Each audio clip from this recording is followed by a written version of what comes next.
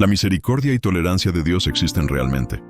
Pero cuando libera su ira, su santidad y su justicia también le muestran al hombre ese lado de Dios que no tolera la ofensa. Cuando el hombre es totalmente capaz de obedecer los mandatos de Dios y actúa según sus requisitos, Él es abundante en su misericordia.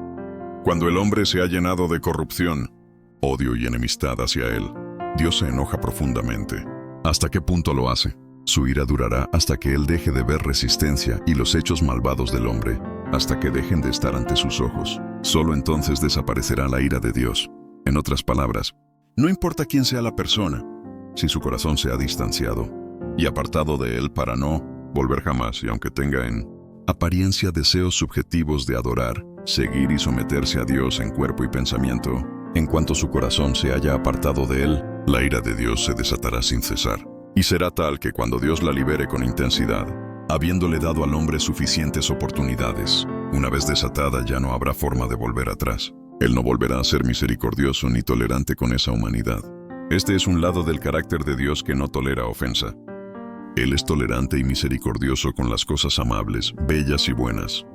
Con las que son malvadas, pecaminosas y perversas, es intensamente iracundo, tanto que su ira no cesa.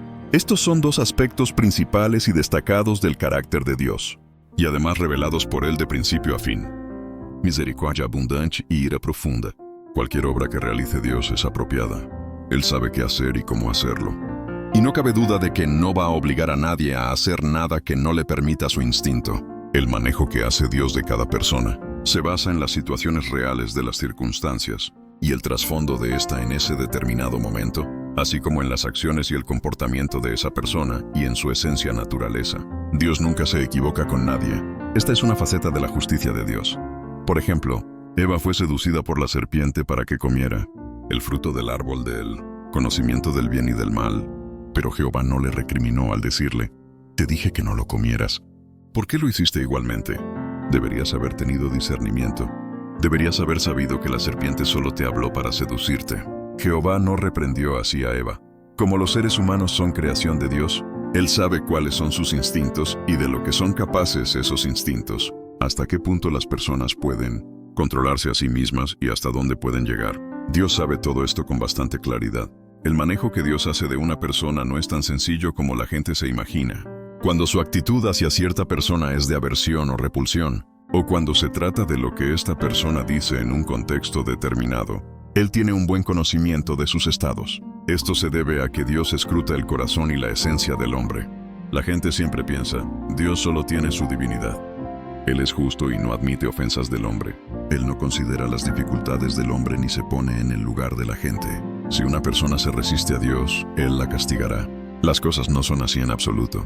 Si así es como alguien entiende su justicia, su obra y su tratamiento de las personas está gravemente equivocado. La determinación de Dios del desenlace de cada persona no se basa en las nociones y figuraciones del hombre, sino en el carácter justo de Dios. Él retribuirá a cada persona según lo que haya hecho. Dios es justo, y tarde o temprano se encargará de que todas las personas queden convencidas, de principio a fin. Muchos dicen que Dios es justo y que, mientras el hombre lo siga hasta el final, Él será imparcial y no lo desechará. Ciertamente Dios juzga a todos con su carácter justo, pero existen condiciones.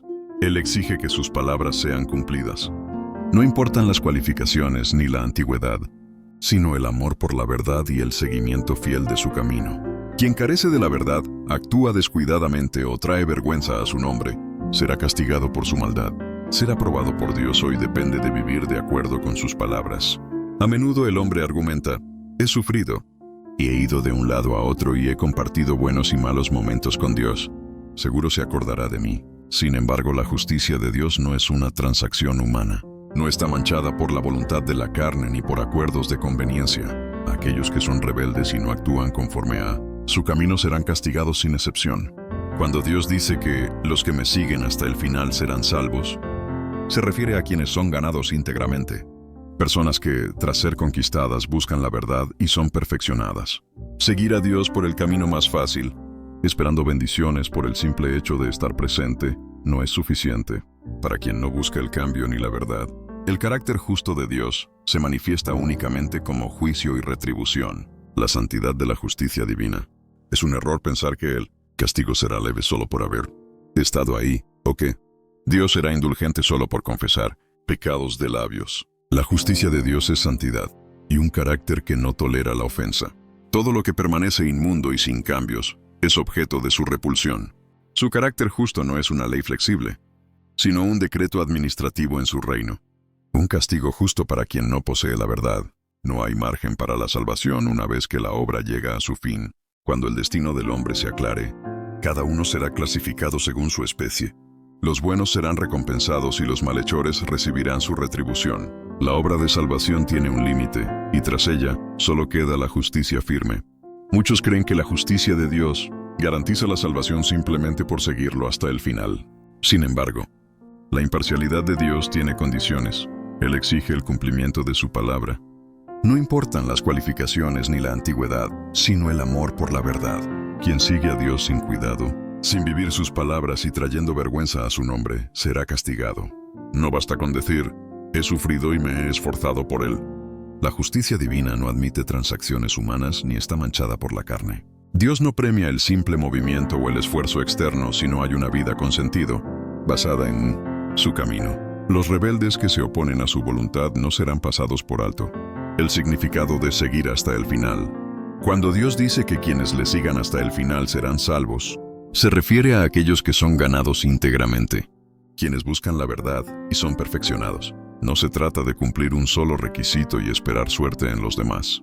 Para quien elige el camino fácil y no cambia su naturaleza, el carácter de Dios será solo juicio y retribución justa, incluso si llegó cronológicamente al final. Santidad y decreto administrativo. La justicia de Dios es santidad.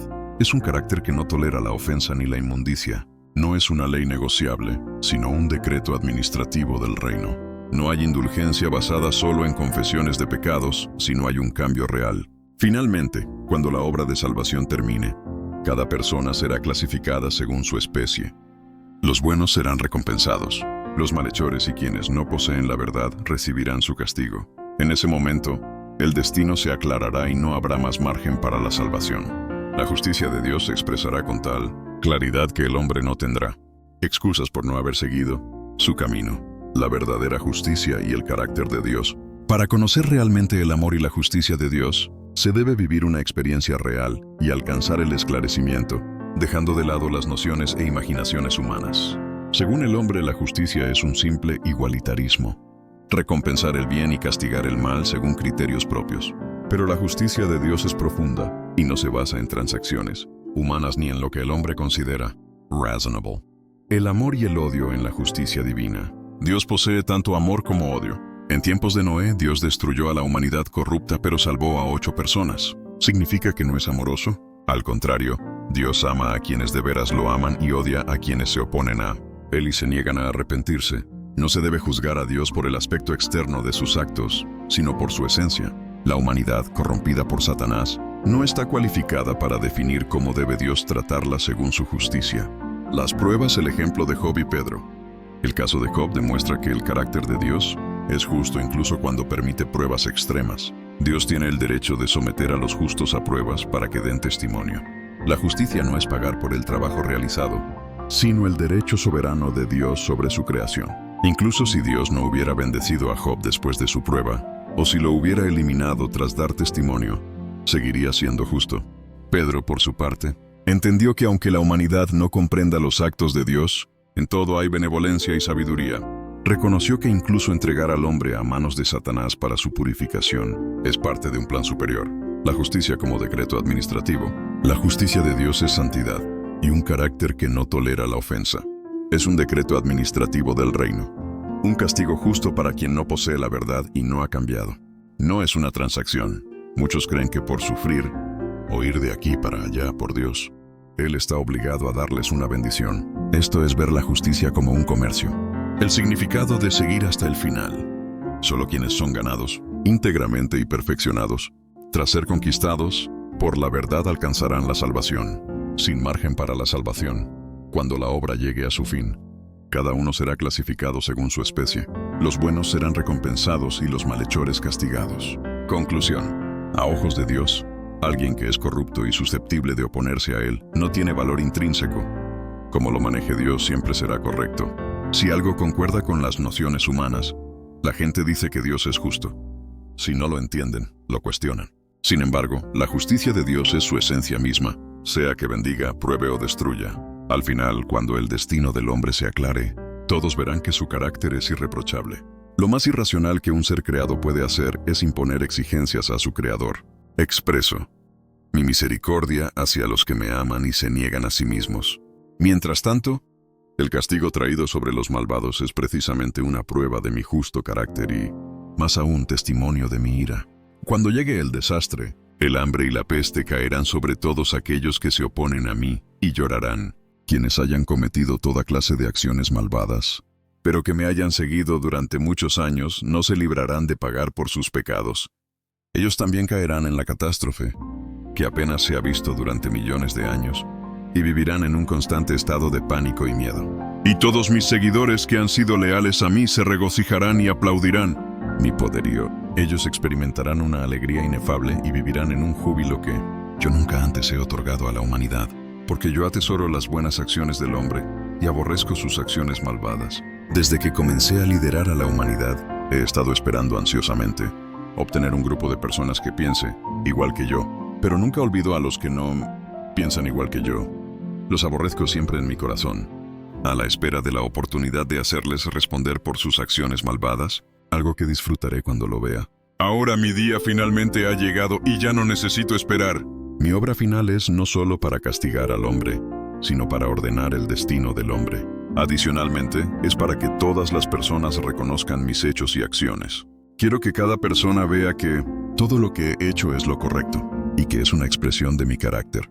No es la obra del hombre, ni mucho menos la naturaleza, lo que creó a la humanidad, sino que soy yo el que nutre cada ser vivo de la creación.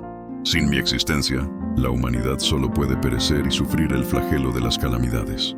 Nadie podrá ver nunca más la belleza del sol y la luna o el mundo verde. La humanidad solo se enfrentará a la noche frígida y al valle inexorable de la sombra de la muerte. Yo soy la única salvación de la humanidad. Soy la única esperanza de la humanidad y aún más. Yo soy aquel sobre quien descansa la existencia de toda la humanidad. Sin mí, la humanidad se detendrá de inmediato. Sin mí, la humanidad sufrirá una catástrofe y será pisoteada por todo tipo de fantasmas, aunque nadie me presta atención. He realizado una obra que no puede ser realizada por nadie más, solo con la esperanza de que el hombre me retribuya con buenas obras. Aunque pocos puedan haberme retribuido, de todos modos concluiré mi viaje en el mundo humano y comenzaré con la obra que se desarrollará seguidamente, ya que mi viaje entre los hombres durante todos estos años ha sido fructífero. Y estoy muy satisfecho. No me importa el número de personas, sino más bien sus buenas acciones. En cualquier caso, espero que preparéis suficientes buenas obras para vuestro propio destino. Entonces yo me sentiré satisfecho. De lo contrario, ninguno de vosotros puede escapar del desastre que os vendrá encima. El desastre se origina en mí y, por supuesto, yo lo orquesto. Si no podéis parecer buenos a mis ojos, entonces no escaparéis de sufrir el desastre.